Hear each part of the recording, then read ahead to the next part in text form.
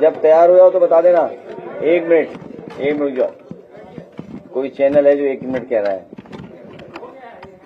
ये नहीं रह गया। शुरू करिए अध्यक्ष जी गोरखपुर।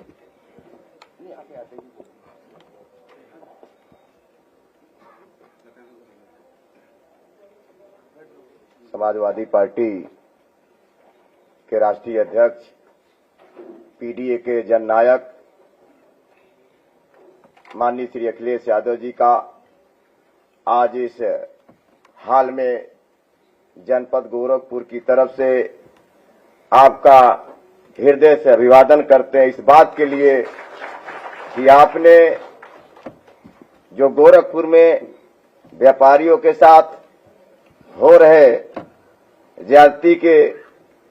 जाति हो रही है, आपके संज्ञान में जो मामला आया है विरासत गलियारा, तो आपके द्वारा आपके निर्देशन में 25/6/2025 को विरासत गलियारा का मौके का निरीक्षण करने के लिए समाजवादी पार्टी का एक प्रतिनिधिमंडल, जिसमें समाजवादी पार्टी उत्तर प्रदेश नेता विरोधी दल सम्मानित आदरणीय माता प्रसाद पांडे जी, दूसरे नेता विरोधी दल विधान परिषद आदरणीय सम्मानित लाल बिहारी यादव जी के नेतृत्व में 4 सदस्यीय प्रतिनिधिमंडल आपने भेजा था।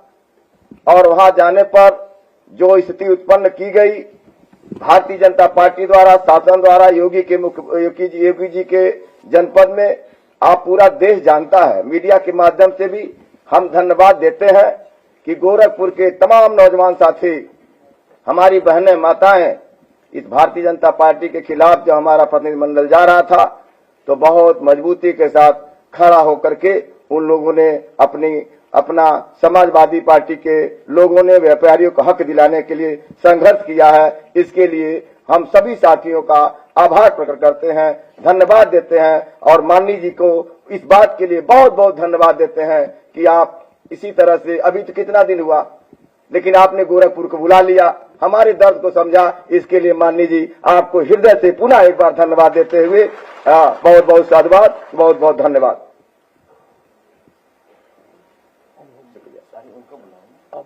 अच्छा अध्यक्ष जी कहाँ बोलिए, उनका नाम लेना था आपको। किसको? नहीं आप बोलिए, आप बोलिए। अच्छा नहीं, अध्यक्ष भूल गया बुलाने के लिए आपको। हाँ ठीक, कोई बात नहीं। अब हम आग्रह करते हैं, बहुत ही वरिष्ठ नेता विरोधी दल आदरणीय माता प्रसाद पांडे जी आप आए और हम सबको संदेश देने का कष्ट करें।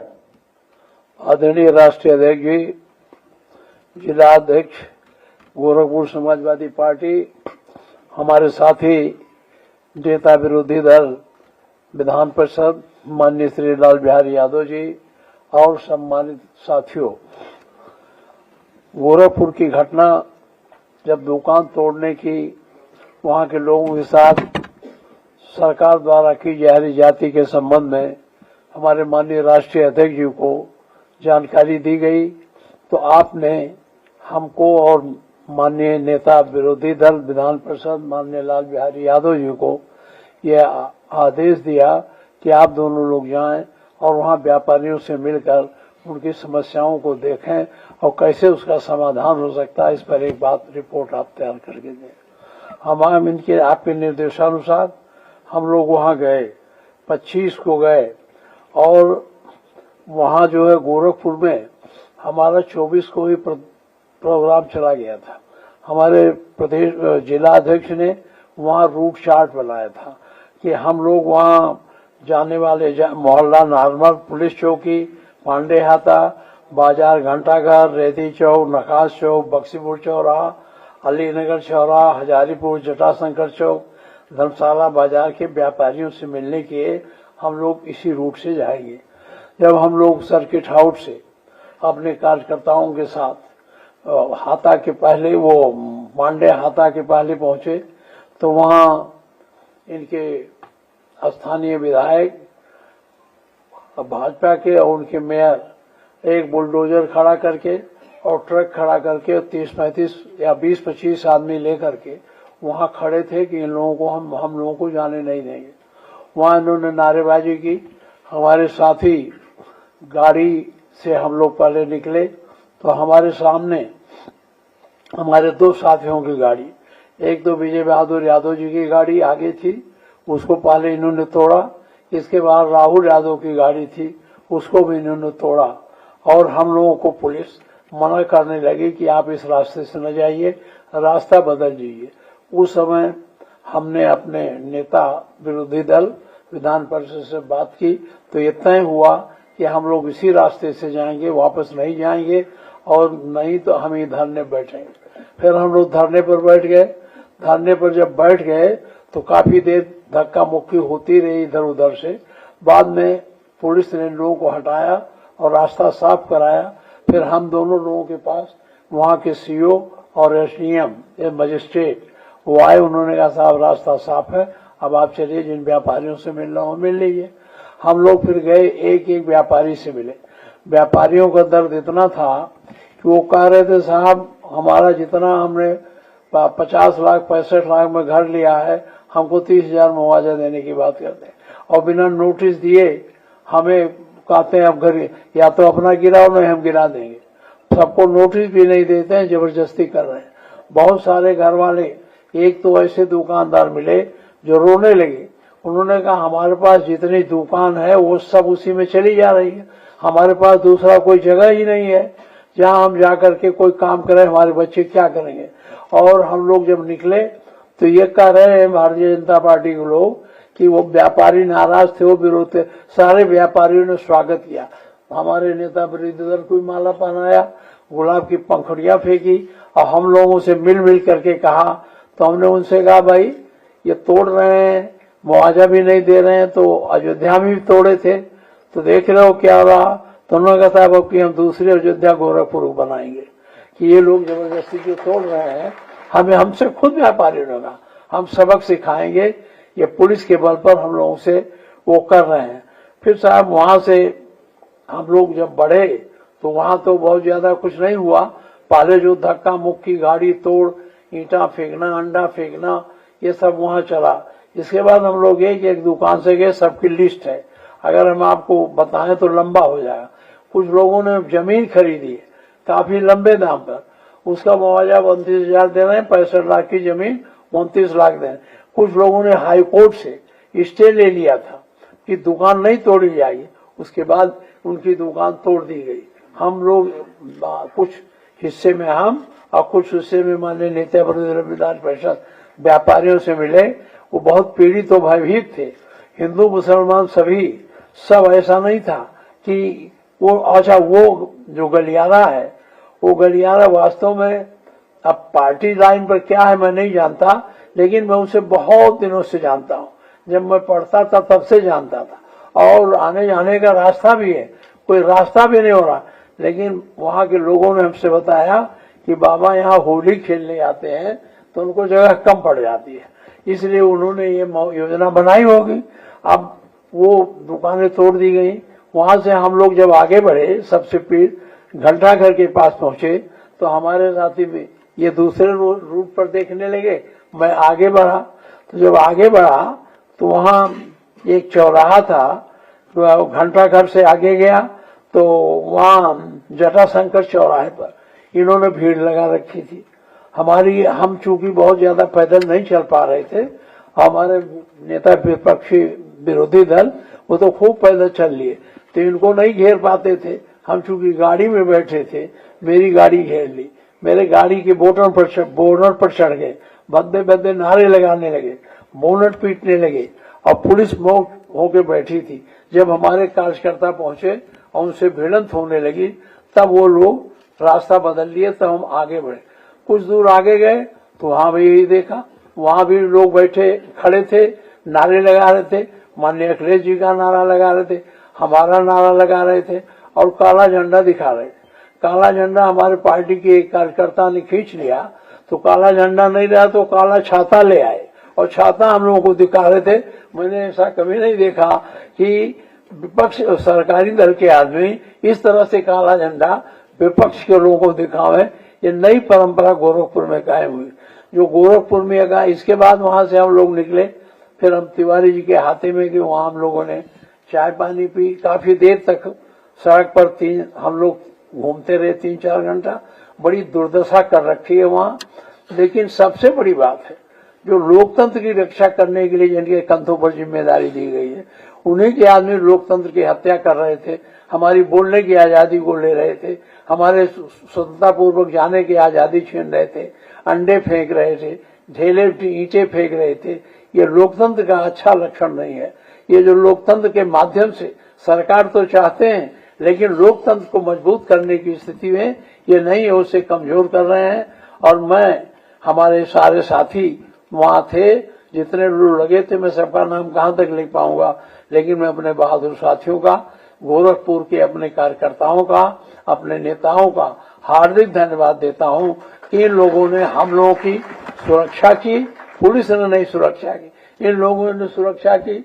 और गाड़ी जो टूटी उसमें लड़ाई भी हुई, हाथापाई भी हुई। हमारे बहुत से साथी, जिन हम किसका नाम लें किसका न लें, तो ये मैं आपसे, ये मेरा यही वो था, यही मुझे बताना था। मेयर और एमएलए, और अगर इनके पास आदमी थे, इनको व्यापारियों का समर्थन था, तो सारे व्यापारी आके खड़े हो जाते। व्यापारी नहीं थे, पता नहीं कहां से लोगों को ले आए थे, और बुलडोजर लेके रास्ता जाम कर रहे थे। रास्ता जाम तो अपने भीड़ से करना चाहिए, तो बुलडोजर ले आए, ट्रक ले आए, उस पे खड़े होकर नारे लगा। तो इस तरह से वहां इन लोगों ने व्यापारियों को, मेरे पास सब है कागज, और वो आप चाहेंगे तो हम बता भी देंगे। इस तरह से उन लोगों ने हम लोगों को परेशान बने। एक तरह से जो प्राणघातक हत्या निकला था, वो हमारी तो वही स्थिति थी, हमारी गाड़ी की वही स्थिति थी। हमारे भाई लाल बिहारी जी पैदल आ रहे थे, इनको कुछ पहचान भी नहीं पा रहे थे, इनको कब घेरते थे। हमको दिन में घेरना, नारे लगाना, मुर्दाबाद, हमने समझाया कि अब और नारा लगा। हम तो इंदिरा गांधी को कब नारा, काला झंडा दिखाए, हम पंडित जवाहरलाल को भी दिखाए, हम लोग ये बहुत किए हैं। हमको न दिखाओ, जाओ तुम लोग भागो। तो अच्छा आप दिखाएं तो हम भी दिखा रहे हैं, ये कह करके किसी तरह से हम लोग आगे गए। सबसे बड़ी दुर्घटना जो थी, जो जटाशंकर चौराहा और वो नॉर्मल चौराहा यहाँ था, वहां हम लोग खतरे में थे, लेकिन किसी तरह से हम लोग निकल के चले गए। मैं अपने कार्यकर्ताओं को धन्यवाद देता हूं, जिन्होंने उनसे बच के निकालने में हमारी सहायता की। बहुत बहुत धन्यवाद।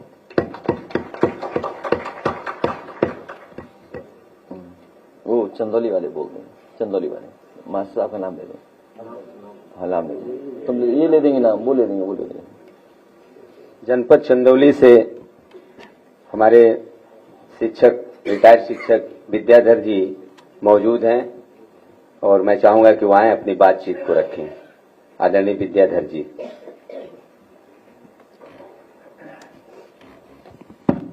प्रजातंत्र और संविधान की रक्षा के लिए लोगों में एक विश्वसनीय व्यक्ति तथा हम लोगों के हृदय सम्राट माननीय अखिलेश यादव जी, और सम्मानित मंच और सामने बैठे हुए समाजवादी पार्टी के धड़कन तथा गोदी मीडिया से भिन्न सामने बैठे हुए सच्चाई को उजागर करने वाले मेरे मीडिया साथी। मैं चंदौली के ताहिरपुर में जो बंदरगाह बना हुआ गंगा के किनारे, उसके नाम पर जो जमीन हड़पी जा रही है, उसके लिए मैंने निवेदन किया था और समय दिया गया। और मैं आपको बताऊं तो बंदरगाह गंगा के किनारे, गंगा पर बना है, गंगा में पानी नहीं है, बंदरगाह एकदम फेल है। 4 वर्ष पहले मोदी जी उद्घाटन किए थे, एक जहाज आई थी, उसके बाद एक भी जहाज नहीं आ पाई। और सरकारी आंकड़ा रहा है कि 0.01% प्रॉफिट हो रहा है। उस पर वहां के 4 गांव की जमीन, ताहिरपुर, मिल्कीपुर, गोपालापुर, छोटा मिर्जापुर की जमीन जबरन ली जा रही है।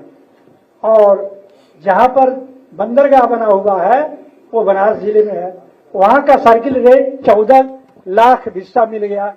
और बगल में जो मिर्जापुर है, कुल मिलाकर के 4 लाख हिस्सा है। किसान देने को राजी नहीं है। और एक दिन 2 ट्रक पीएससी एसडीएम लेकर के पहुंच गया और गांव को एक तरफ से चारदीवारी के लिए खनवाने लगा। तो हम एसडीएम साहब से कहे कि एसडीएम साहब आप कह रहे हैं कि जमीन हमको लेनी है, हम कह रहे हैं कि गांव वालों को जमीन नहीं देनी है। तो एक ही रास्ता है कि हम हाथ उठा के खड़े हैं, ये औरतें खड़ी हो जा रही हैं, गोली मारिए और जमीन ले लीजिए। लेकिन किसी भी हालत में यहाँ की जनता अपनी जमीन अपने बच्चों के हाथ में कटोरा थमाने के लिए नहीं देगी। आपको बताऊं कि वहां का सर्किल रेट 15 लाख से 20 लाख हिस्सा है और ये सरकार 4 लाख हिस्सा दे रही है। इसके बाद आधी जमीन गैर मुमकिन कर देगी।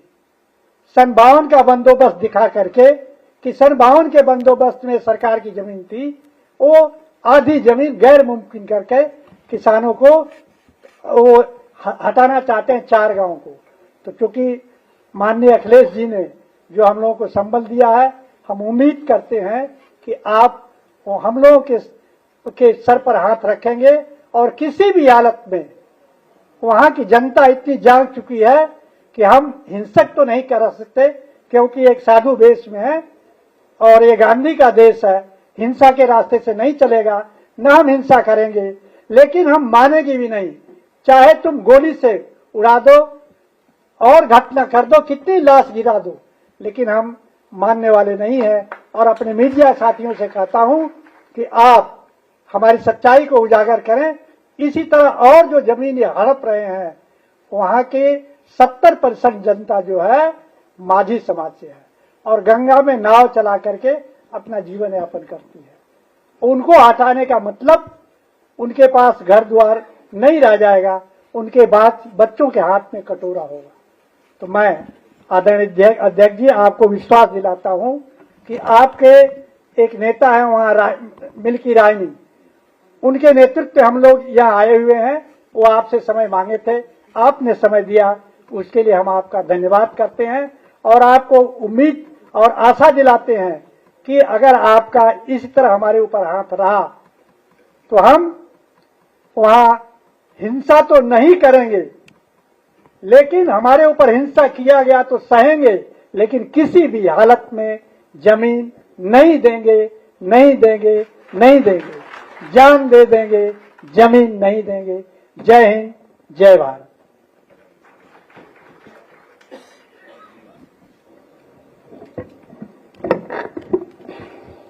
मैं धन्यवाद देता हूं आदरणीय विद्याधर जी का,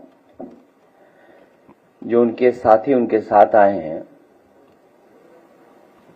न केवल अपनी बल्कि वहां के गांव के लोगों की जो जमीन सरकार हड़पना चाहती है, उनका दुख दर्द बताने के लिए मैं उनका बहुत बहुत धन्यवाद देना चाहता हूं। इधर पता नहीं क्या भारतीय जनता पार्टी को हो गया है कि जहां जमीन दिखाई दे रही है वहां भारतीय जनता पार्टी के लोग जमीन कब्जा कर रहे हैं। ये कोई एक शहर की कहानी नहीं है।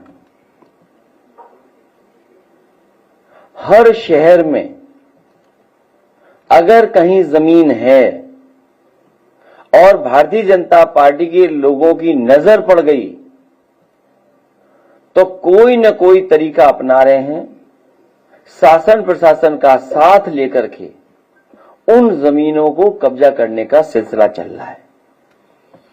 मैं अपने दोनों लीडर ऑपोजिशन, अपर हाउस और दोनों हाउस के जो लीडर ऑपोजिशन हैं, मैं उनका धन्यवाद देता हूं और गोरखपुर के तमाम हमारी पार्टी के संगठन के नेताओं का भी धन्यवाद देता हूं कि उन्होंने गोरखपुर के लोगों की तकलीफ और परेशानी की आवाज बन करके उन्होंने संघर्ष करने का काम किया। अभी जैसा कि अध्यक्ष जी बता रहे थे, हमारे पूर्व विधानसभा के अध्यक्ष और लीडर ऑपोजिशन, कि जब वो गए तो उन्हें रोकने के लिए बुलडोजर के ऊपर जो बकेट है उसमें भारतीय जनता पार्टी के कार्यकर्ता और उनके साथ पूरी पुलिस प्रशासन सहयोग कर रहा था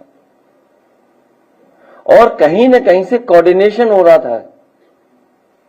वहां के विधायक भी हो सकते हैं, वहां के चुने हुए सबसे बड़े पद पे बैठे हुए भी हो सकते हैं।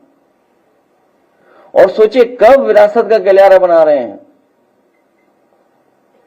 जब उनके पास आखिरी बजट बचा है, आखिरी बजट। और सच्चाई यह है कि अगर उन्हें गोरखपुर के लिए कुछ काम करना था तो सबसे पहले उन्हें अपनी सबसे पहली घोषणा याद रखनी चाहिए थी। उन्होंने गोरखपुर के लिए सबसे पहली घोषणा झांसी में जाकर के की थी और कहा था कि झांसी के साथ साथ गोरखपुर में मेट्रो बनाएंगे। आज दिल्ली के 8 साल 11 से काफी समय हो गया और यहां का 9 साल, 11 और 9, 20 साल। बताइए, दिल्ली के 11 साल और इस सरकार के 9 साल पूरे होने जा रहे हैं। न झांसी में मेट्रो बनी है और न ही गोरखपुर में मेट्रो बनी है।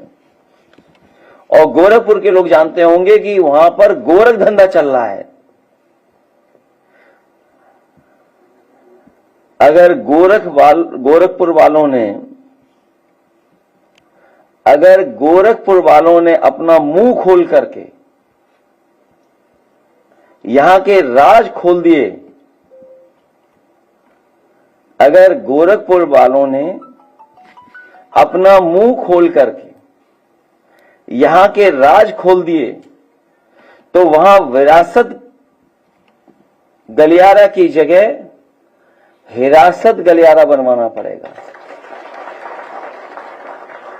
अगर गोरखपुर की सच्चाई सामने आ जाए तो वहां विरासत का गलियारा नहीं, हिरासत का गलियारा बनाना पड़ेगा। गोरखपुर में विरासत गलियारे में जमीन मकान का मुआवजा सहमति से नहीं बल्कि बाजार की कीमत के हिसाब से देना चाहिए, क्योंकि जो मार्केट वैल्यू है वो बहुत ज्यादा है। लेकिन सरकार दबाव बना करके शासन प्रशासन का, पुलिस को आगे कर करके व्यापारियों से और जो लोग वहां रह रहे हैं उनसे जबरदस्ती सहमति पर साइन करवा रहे हैं, जबरदस्ती सहमति दिलवा रहे हैं। सरकार अपना डर दिखा करके कि उन्हें मुआवजा न ज्यादा देना पड़ जाए तो सहमति के पत्र जारी करवा रहे हैं, सहमति करवा रहे हैं उनसे। हमारी मांग है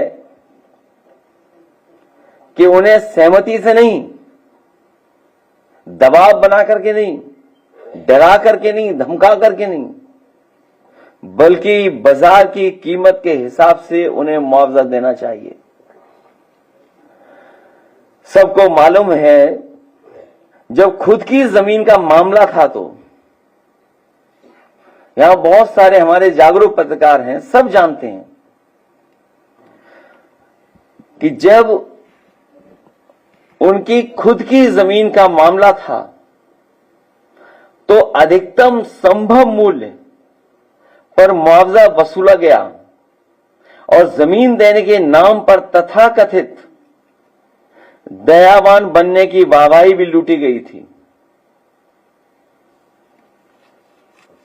जिस समय उन्होंने अपनी जमीन का मुआवजा उठाया तो वाहवाही भी लूटी उन्होंने। और बाकी जानकारी देने की जरूरत नहीं है।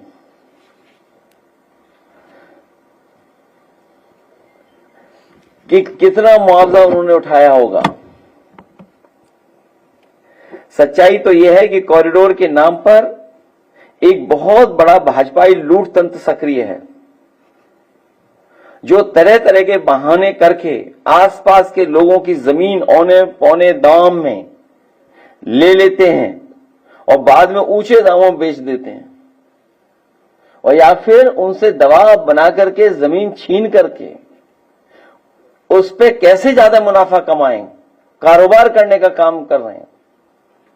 इस खेल में कुछ गिने चुने भाजपाई मलाई काट लेते हैं, लेकिन स्थानीय जनता के साथ धोखा हो रहा है, उनके हाथ खाली रह जा रहे हैं और वो अपने को ठगा महसूस करते हैं। इसलिए अयोध्या और प्रयागराज में भाजपा लोकसभा हारी और बनारस में हारते हारते बची है। अब अगला नंबर मथुरा और गोरखपुर का है। और एक बात तो इतने दिनों में सब जान गए हैं कि भाजपा के लोग किसी के सगे नहीं हैं। केवल गोरखपुर में गोरख धंधा नहीं चल रहा है, वो गोरख धंधा की जो आदत थी वो लखनऊ में भी दिखी। उनके अपने सलाहकार, उन्हें इस्तीफा देना पड़ा और पीछे ही पीछे हाथ मिलाए हुए थे जाने किससे।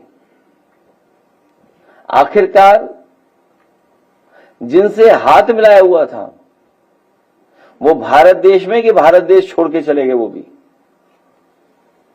केवल वो ही नहीं, और भी वहां छिपे हुए लोग बैठे हैं जो जमीनों का काम कर रहे हैं। अपने गांव के आसपास कैसे जमीन हड़पी जाए उसके लिए बैठ करके यहीं पर लखनऊ में हमारे आपके हॉल से ज्यादा 800 मीटर दूर यही कार्यक्रम चलता है कि जमीन को कैसे कब्जा किया जाए। ये तो गोरखपुर के लोग जानते होंगे कि सबसे ज्यादा रजिस्ट्रियां किसके नाम पर हुई हैं। कई सौ एकड़ जमीन छीनी जा चुकी है, दबाव बना करके सस्ते पैसे में गरीबों से रजिस्ट्री कराई जा चुकी है। जो लोग पूरे प्रदेश का भ्रष्टाचार किए खुलासा करते फिरते हैं, उन्हें अपने नाक के नीचे गोरख धंधा नहीं दिखाई दे रहा है। और इसलिए नहीं दिखाई दे रहा है क्योंकि उस गोरख धंधा में वो खुद या उनके लोग जो बहुत ही खासम खास हैं वो शामिल हैं, क्योंकि उन्हें जमीन के साथ साथ सोने से भी बहुत प्यार रहे। केवल ये जमीन का मामला तो है ही है, फर्जीवाड़ा गोरख धंधा Sisodia nursing and paramedical college में भी हुआ है, जहां कई सौ बच्चे घूम रहे, उन्हें डिग्री कहां मिलेगी, उनकी फीस जमा हुई थी, डिग्री मिलेगी कि नहीं मिलेगी। अभी सुनने में आया है, सच्चाई क्या है, शायद उत्तर प्रदेश के मुख्यमंत्री ने रिकॉर्ड बनाया होगा अपने गृह जनपद जाने का। कोई मुख्यमंत्री इतना अपने गृह जनपद नहीं गया होगा जितना ये मुख्यमंत्री जी गए हैं। जनता दरबार लगता है, जनता दरबार लगता है, जनता की सुनवाई होती है, लेकिन उसके बावजूद भी सुनने में आया है कि 17 साल की नाबालिग यूट्यूबर के साथ रेप की घटना हुई है। अखबारों में भी छपा है और बहुत ही करीब व्यक्ति है भारतीय जनता पार्टी का ये, जिसने घटना की है। हालांकि उस मामले में आपसे बेहतर कोई नहीं जानता कि भाजपा क्या क्या कर रही है।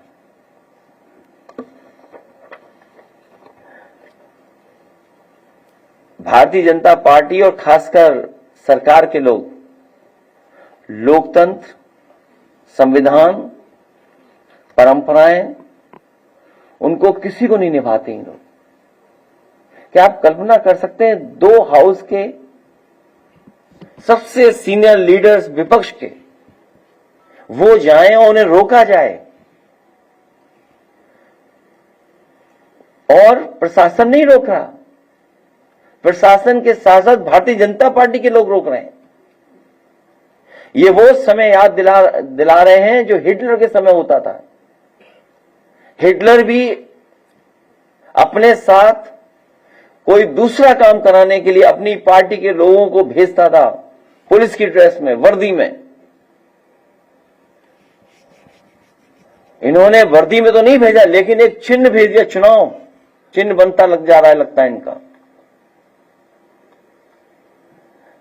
जो अन्याय का प्रतीक है, और ये हम नहीं कहते हैं,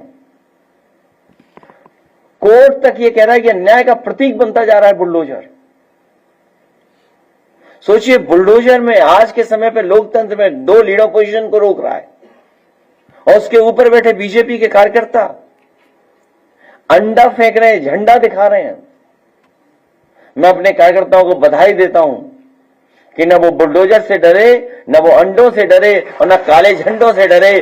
और जब उनका काला झंडा दिखाई दिया तो हमारे साथियों ने काला झंडा भी छीना और उनका काला छाता भी छीन लिया जो दिखाना चाहते थे। हम लोग लोकतंत्र पर भरोसा करते हैं, संविधान पर भरोसा करते हैं, कानून पर भरोसा करते हैं। हम दोनों लीडर ओपोजिशन से कहेंगे कि जो वहां के डीएम हैं, एसएसपी हैं, जो अधिकारी हैं, उनके खिलाफ लिख करके कार्रवाई मांग कीजिए, लिख करके। अगर उनके खिलाफ आज कार्रवाई नहीं होती है तो जब जनता समाजवादियों को मौका देगी तो उस समय उन पर कार्रवाई होना निश्चित है, कार्रवाई होगी उनके ऊपर।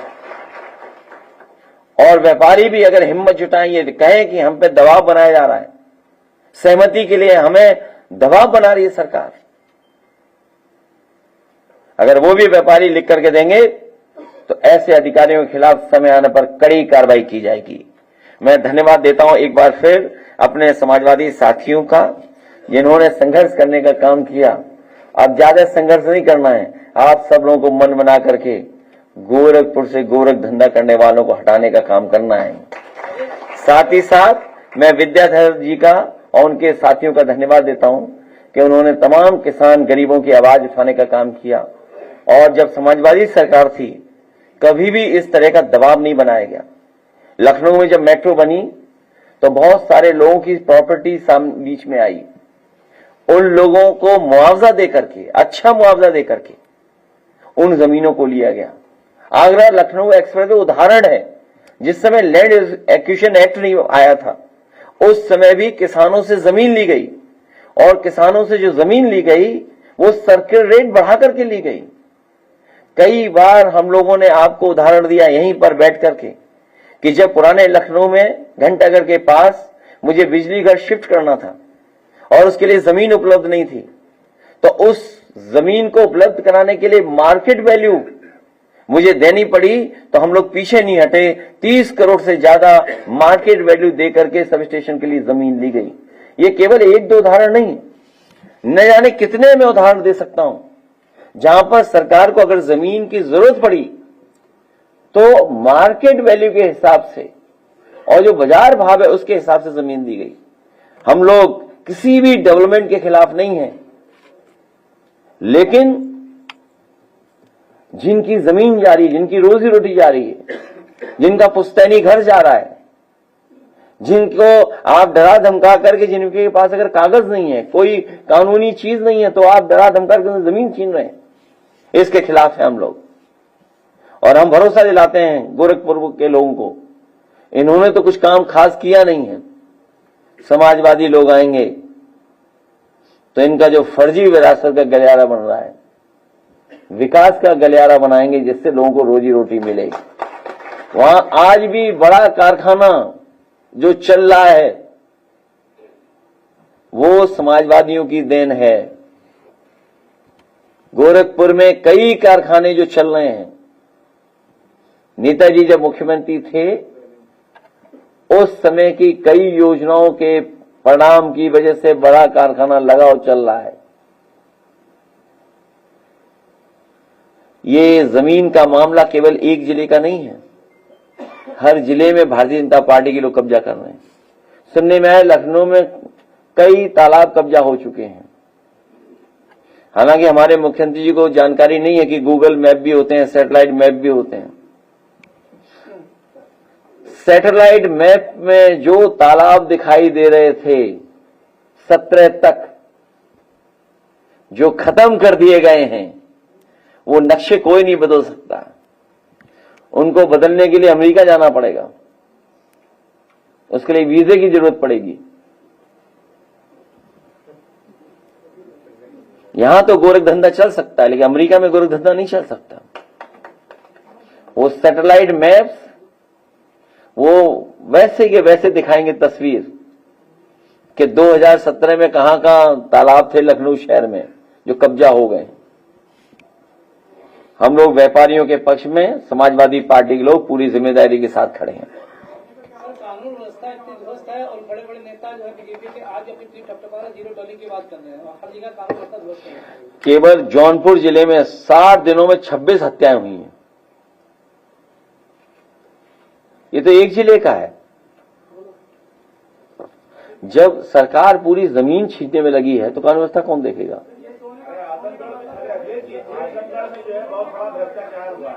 सोना बहुत कीमत बढ़ती जा रही है, उसका कारण कुछ लग रहा है कि जिन्हें जमीन से प्यार है उन्हें सोने से भी प्यार है। आजमगढ़ में जो है भ्रष्टाचार पूरा बीजेपी के जो जिलाध्यक्ष है उन्होंने बोला है, कहा कि स्वास्थ्य विभाग में सीएमओ जो है पहले तो ये सब नर्सिंग होम है, आउटसोर्सिंग पे जितने लोगों की इनकी भर्ती कर रहे हैं, पैसे ले लेके कर रहे हैं। दिलीप सिंह ने जो है बीजेपी के जिलाध्यक्ष है उन्होंने मोर्चा खोल दिया है बीजेपी के खिलाफ। अच्छा, जब मैं बात गोरखपुर की कर रहा हूं तो आजमगढ़ क्यों जा रहे हो?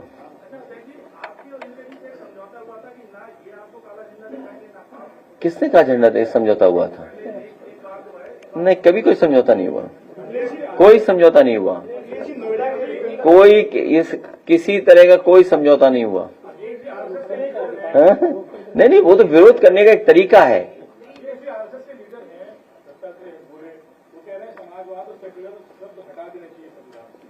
उनके बाद अब यही की जगदीप धनखड़ ने भी अभी एक कार्यक्रम में कहा है कि भारत पहला देश है दुनिया में जहां पे प्रियम्बल में बदलाव किया गया इमरजेंसी के दौरान। तो और जो परसों आपने बात कही भी थी, देखिए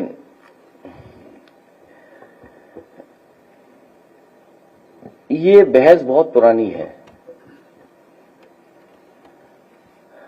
जो लोग आरक्षण को हटाना चाहते हैं, जो लोग आरक्षण के विरोधी हैं, जो लोग संविधान के विरोधी हैं, वो सीधे ये न कह करके वो सेकुलर और सोशलिज्म के खिलाफ बोलते हैं। तमाम वो लोग जो आरक्षण के खिलाफ हैं, संविधान के खिलाफ हैं, भाईचारे के खिलाफ हैं, वो सीधा ना बोल करके जानबूझ करके सेकुलर और सोशलिस्ट के खिलाफ अपना समय समय पर विचार रखते हैं, क्योंकि सीधे सीधे कहने में उन्हें लगता है कि उनको अब वोट खिसक जाएगा, उनके गठबंधन के साथी खिसक जाएंगे।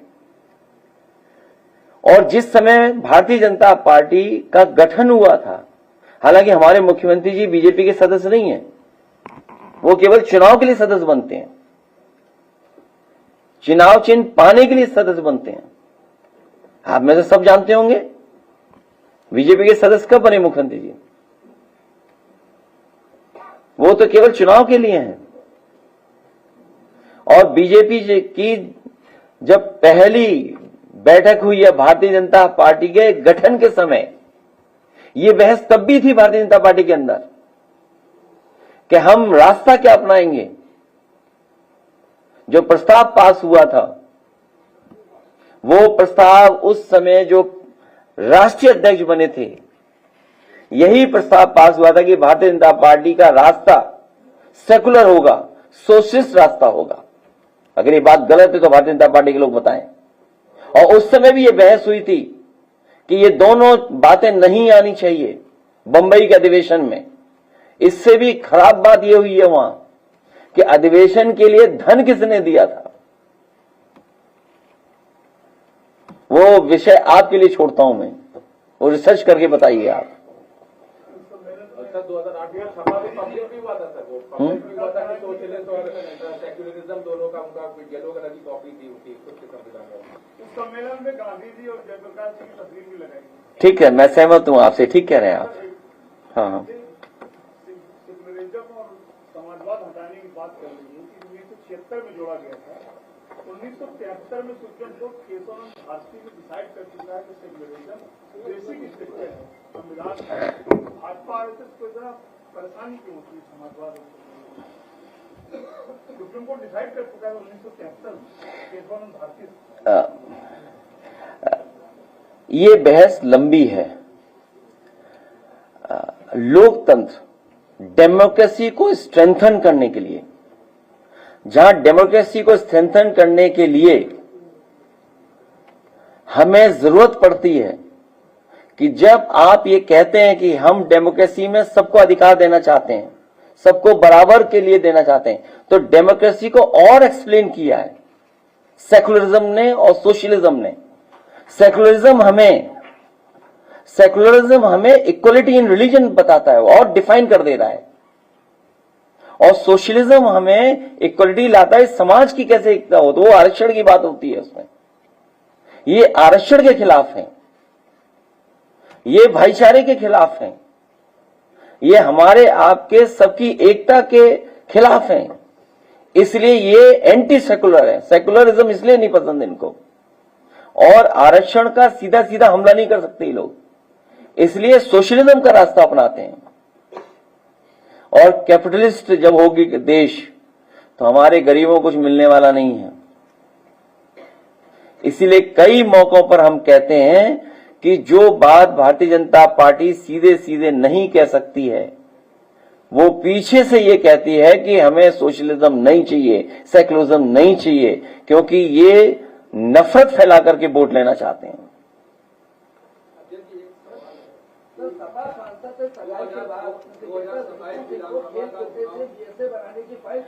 मैं आपसे जानना चाहता हूं कि गोरखपुर का इतना महत्वपूर्ण मसला है जहां पर व्यापारियों की जमीनें छीनी जा रही हैं, अपने लोगों को लाभ पहुंचाया जा रहा है, जब मुख्यमंत्री जी अपने ही क्षेत्र में जहां से चुने गए हैं या अपने ही गृह जनपद के लोगों को न्याय नहीं दिला सकते, तो उत्तर प्रदेश जनता को कौन सा न्याय मिलेगा?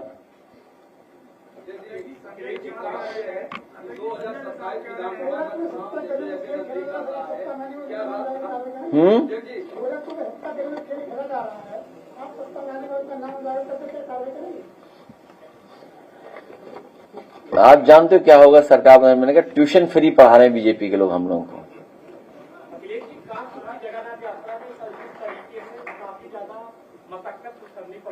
उसके बाद जब मुख्यमंत्री का बात आती है तो पूरे मामले को आप कैसे देखते हैं? किस चीज को? जगन्नाथ यात्रा में जिस तरीके से कल किया गया हंगामा, वहां क्यों जा रहे हो? उन्नाव में देखो आप क्या हुआ। उन्नाव में सुनने में आया घटनाएं बहुत हुई हैं, तो लॉ एंड ऑर्डर क्या है? जब धार्मिक यात्राओं को भी सुरक्षा नहीं दे पा रही सरकार।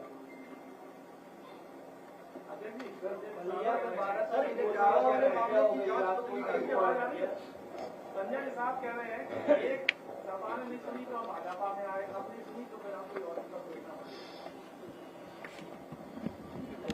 वो जीतने वाले दल के तरफ भाग सकते हैं, और ऐसे लोगों का कोई भरोसा नहीं है। यहां बैठे थे मेरे बगल में, 2 घंटे बाद छोड़ के चले गए थे हमें। 2018 में नोएडा के जो जितेंद्र यादव, उनके साथ जो घटना घटी उसके बाद से वहाँ के तत्कालीन केंद्रीय मंत्री थे महेश शर्मा, उन्होंने आश्वासन दिया कि आपकी पत्नी को सरकारी नौकरी मिलेगी, मुआवजा मिलेगा, सब कुछ मिलेगा, आपका इलाज कराया जाएगा जब तक आप स्वस्थ नहीं हो जाते हैं। 8 साल के दिन हो गए, वो जो 400-500 का वेट अपने पैर पे उठाता था, आज वो एक गिलास पानी भी खाने के लिए वो मजबूर है। उसके महीने का खर्चा 30 से 40 रुपए आता है, उसके पास कुछ भी आमदनी का साधन नहीं है, पिताजी की तबीयत खराब रहती है। क्या कहेंगे?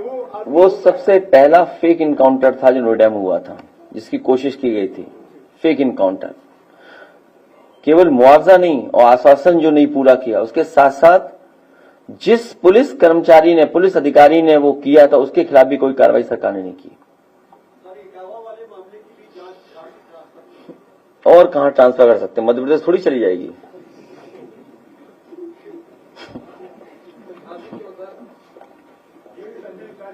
उसमें भारतीय जनता पार्टी और आरएसएस के लोगों ने जाकर के उस घर परिवार के लोगों को बिगाड़ा है। आप जानकारी करिए।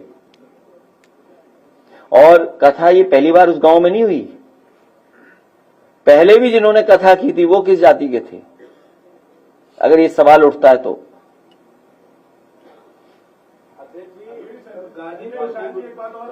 गाजीपुर में जंगीपुर में गरीब बस्ती पर बुलडोजर चला है बरसात का समय और पूरी तरह से मैंने उस पर कहा है कि इस समय बरसात के समय पर और जब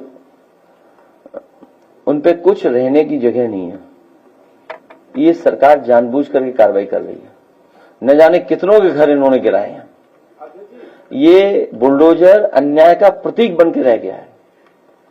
यूपी अध्यक्ष हैं शौकत अली, वो कह रहे हैं कथावाचक किताब वालों को बुला लिया। अलीगढ़ में जिन लोगों को मारने की कोशिश की गई जान से, उन लोगों को अखिलेश यादव अपने यहाँ क्यों नहीं बुलाया? हमारी पार्टी के लोग गए थे वहां, हमारी पार्टी के लोग गए थे वहां। क्यों गोरखपुर का मुआवजा नहीं मिलने दोगे व्यापारियों को? गोरखपुर से सटे हुए जिले में एयरपोर्ट का उद्घाटन हुआ था, वहां से उड़ानें बंद हो गई, और कई जिलों में एयरपोर्ट का उद्घाटन हुआ था, वहां से उड़ानें बंद हो गई। हमारे यहाँ फुब्बारे भी चोरी हो गए हैं, कहीं गोरखपुर में तो नहीं लग गए हैं? नहीं, दुख इस बात का है कि गोरखपुर का सर्किट रेट बढ़ा ही नहीं है। और जब जमीन लेनी थी अयोध्या में, उस समय भी सर्किट रेट नहीं बढ़ा। जब बीजेपी के लोगों ने जमीन ले ली, उसके बाद सोचिए 200% सर्किट रेट बढ़ गया। इसका मतलब ये मुनाफा किसको पहुंचा रहे हैं? इसी तरह गोरखपुर में ये जमीन जब अपने लोगों को ये दिला देंगे, उसके बाद फिर सर्किट रेट बढ़ा देंगे। विधानसभा का चुनाव जैसे नजदीक आ रहा है, क्या राष्ट्रवाद बनाम जातिवाद की लड़ाई आगे देखी जाएगी? क्योंकि कुछ लोग कह रहे हैं हम राष्ट्र के साथ हैं, कुछ लोग कह रहे हैं ये जात को बढ़ावा दे रहे हैं, तो ये किस दिशा में ये जा रहा है? ये क्रम वो लोग जातिवादी हैं जिन्होंने भगवान श्री राम जी की जाति बताई, वो बहुत घोर जातिवादी लोग हैं।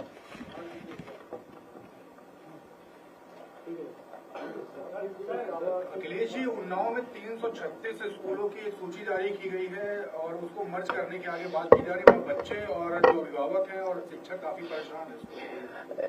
इन्होंने वो स्कूल आइडेंटिफाई किए हैं जिन स्कूलों में बूथ भारतीय जनता पार्टी हारती थी।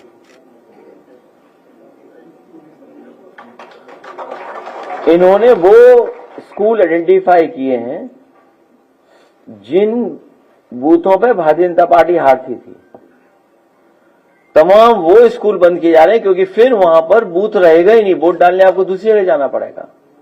केवल ये पढ़ाई के लिए साजिश नहीं है, हमारी बहनें बेटियां पढ़ने कैसे जाएंगी उनके खिलाफ साजिश है, और वोट डालने कैसे जाओगे इसके लिए साजिश है।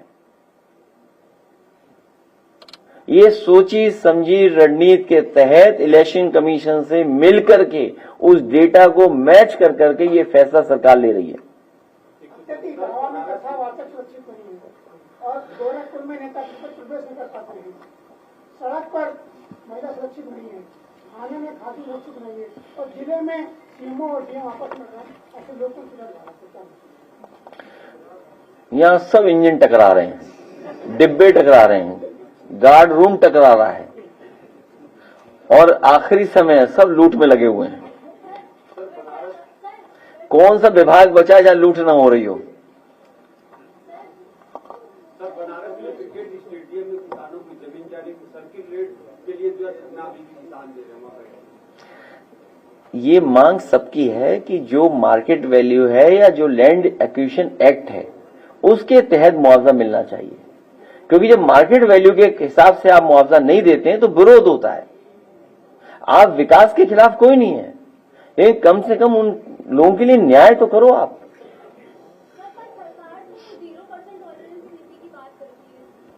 अब गोरखपुर में एक बेटी के साथ क्या घटना हुई है सोचिए आप, क्या जीरो टॉलरेंस है इनका जीरो टॉलरेंस ही जीरो है। आप गाजीपुर में देखिए कितने गरीब परिवार हैं जो रह रहे थे वहां पर, और इस बरसात के समय पर उनको तोड़ा जा रहा है, बुलडोजर से उनके सब कुछ घर मकान तोड़ दिए गए।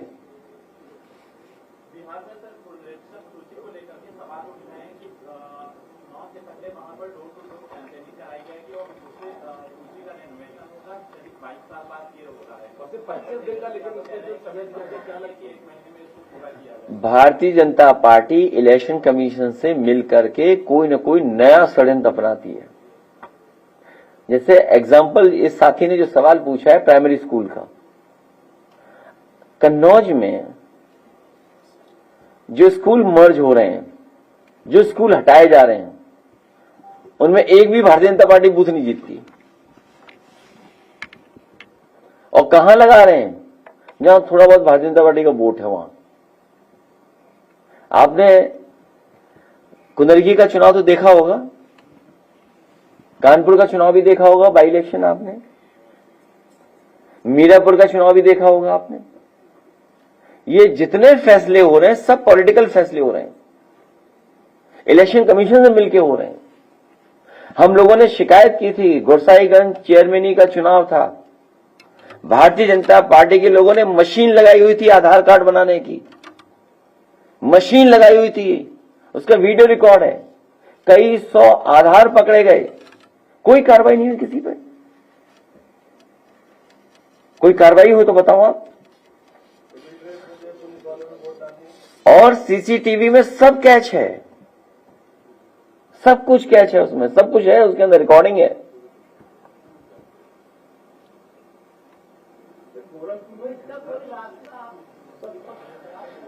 अभी जैसे हारे फिर हारेंगे, अभी तो हारे ये लोग, इसीलिए घबराए हुए हैं लोग, इसीलिए नया नया तरीका अपनाते हैं, नया षड्यंत्र अपनाते हैं। अच्छा सर, एक बात और सुनने में आया कि गोरखपुर में सबसे ज्यादा भू माफिया वो सक्रिय है। जब मुख्यमंत्री जी गोरखपुर में रहते हैं तो और सक्रिय हो जाते हैं।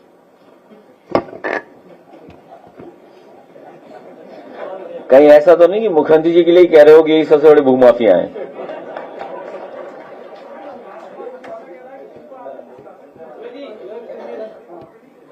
क्या चीज?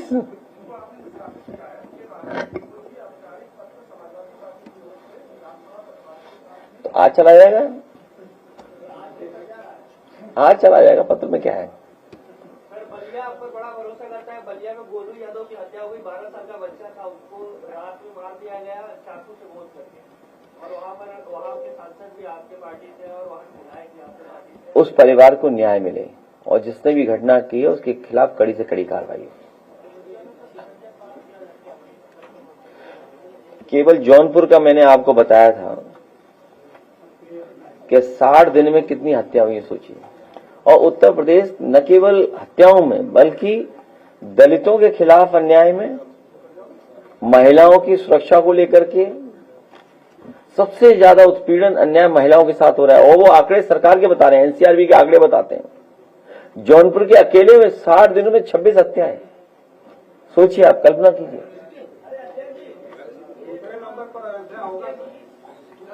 एक सवाल सर आया है, वो पढ़ दे रहा हूँ मोदी जी, सर इम्पोर्टेंट है। क्या है?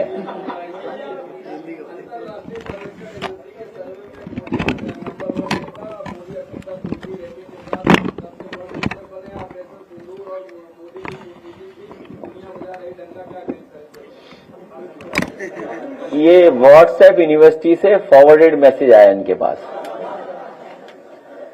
और डंका तो तब बजता नजर आया जब प्रेस का स्थान भी नंबर 1 हो दुनिया में।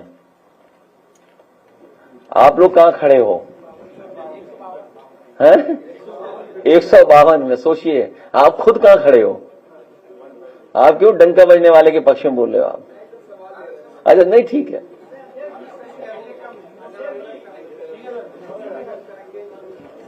कौन सा सम्मेलन करेंगे?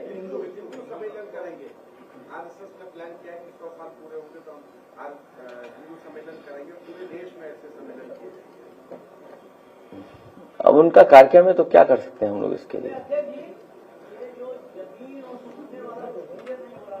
नहीं, जिनके पास जमीन है उन्हीं के पास सोना है।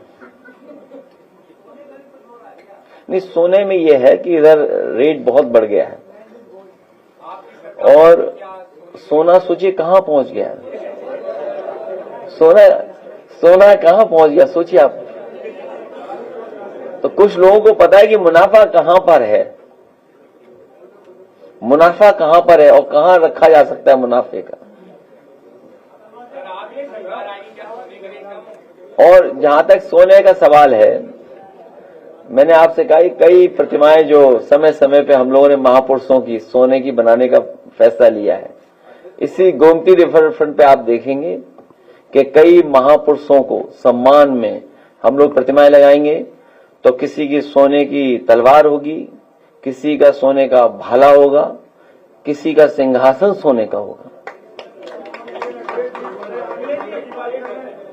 है?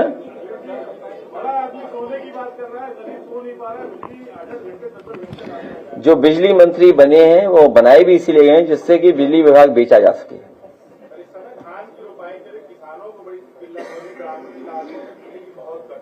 मक्के का सर्वे मुख्यमंत्री जी ने हेलीकॉप्टर से किया था और हाईवे पे कहीं देख लो सड़कों में मक्का सूख रही, वो दिखाई नहीं दे रही इन्हें।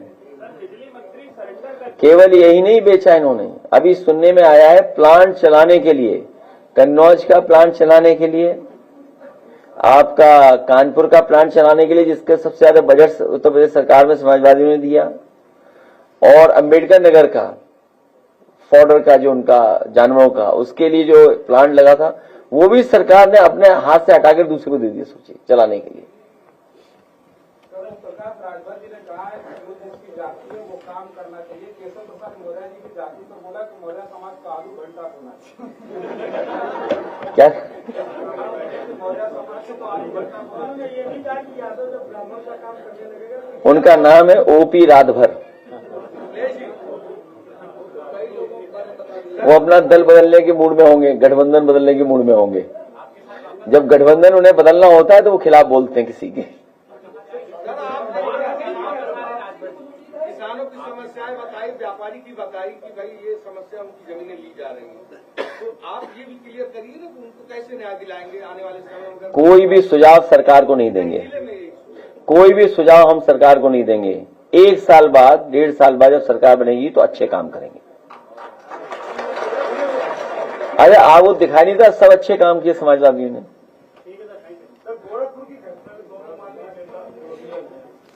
क्या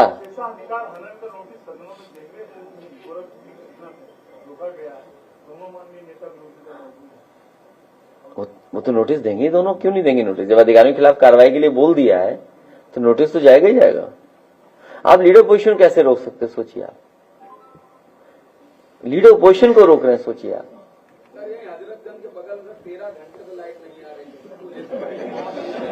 तो मुख्यमंत्री जी की आवाज से कटिया लगवा लें।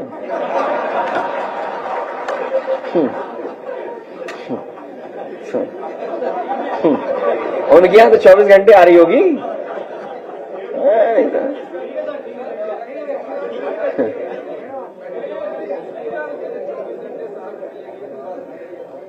जब ये बताए, कितनी बार आपको बताएं, एक भी पावर प्लांट बड़ा इस सरकार ने नहीं बनाया।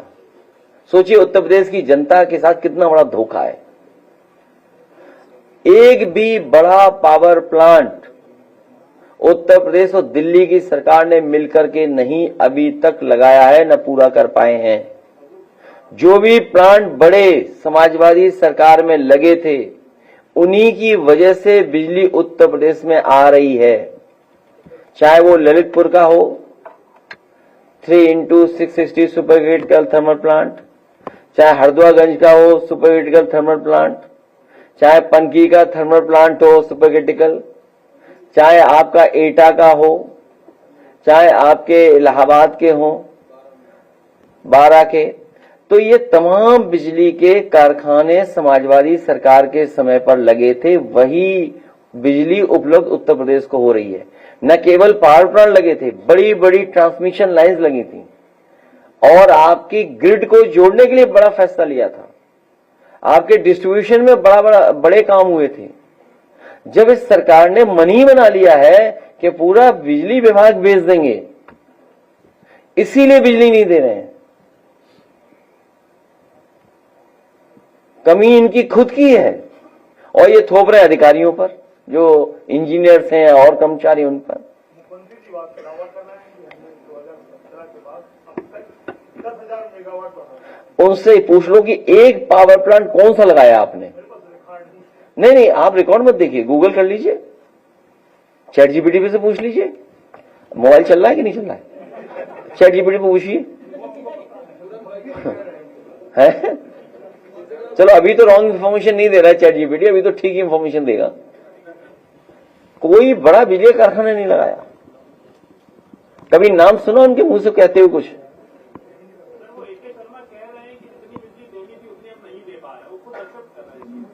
तो बिजली खरीदे, लोगों पे दबाव बना रहे हैं कि सोलर ना बिजली जब इतनी महंगी कर दी तो बिजली किसकी वजह से महंगी हुई है? मतलब कितनी महंगी बिजली है आजकल?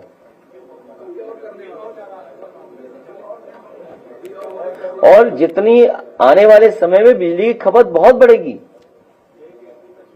आप कल्पना नहीं कर सकते कितनी खपत बढ़ेगी, देखिएगा।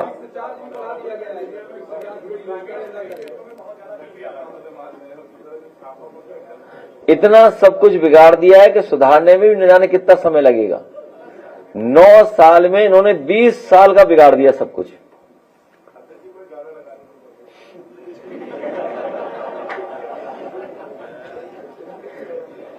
कोई नया गाना या पुराने गाना सुना दे? नहीं, इतनी सीरियस बात हो रही है, सोचिए चल के आए हमारे चंदौली के बंदरगाह बना रहे हैं, मतलब पानी तो है नहीं, चलेगा कहां पानी का जहाज? वो कहां से चला लोगे? कोई आपके ड्रेजिंग नहीं है, कोई प्रॉपर इंफ्रास्ट्रक्चर नहीं है, बस अपने लोगों को ठेका मिल जाए, कमा लें, बस इसलिए काम हो रहे हैं। आप खुद सोचिए, गंगा साफ हो गई क्या? और पानी खत्म हो गया नदियों में, देखिएगा अभी आप। अभी तो चलो बारिश है तो पानी दिखेगा, लेकिन जब पानी नहीं रहता तो कैसे चलाओगे आप पानी का जहाज?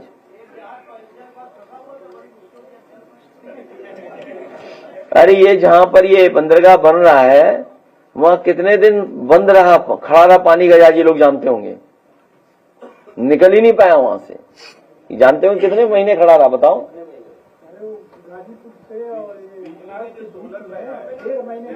1 महीने से ज्यादा खड़ा रहा, 1.5 महीना खड़ा रहा, सोचिए आप। 6 महीने खड़ा रहा, सोचिए आप। ये बहुत कम है। सोलर प्लांट पे सोलर जो लग रहा है घरों में, जो 30,000 रुपए मात्र दे रही है सब्सिडी, जबकि सेंट्रल गवर्नमेंट 78,000 रुपए दे रही है। तो यूपी गवर्नमेंट एक तो बढ़ा नहीं रही है सब्सिडी और 6 महीने में दे रही है। सरकार अपना बजट और डाले, इसमें बजट और बढ़ाए जिससे सब्सिडी दे सके।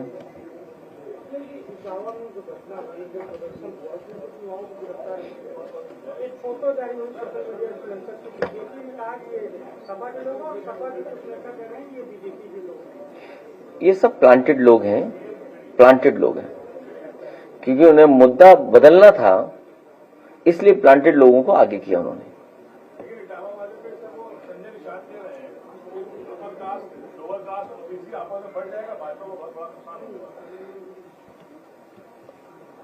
मैं प्रेस के लोगों का धन्यवाद देता हूं।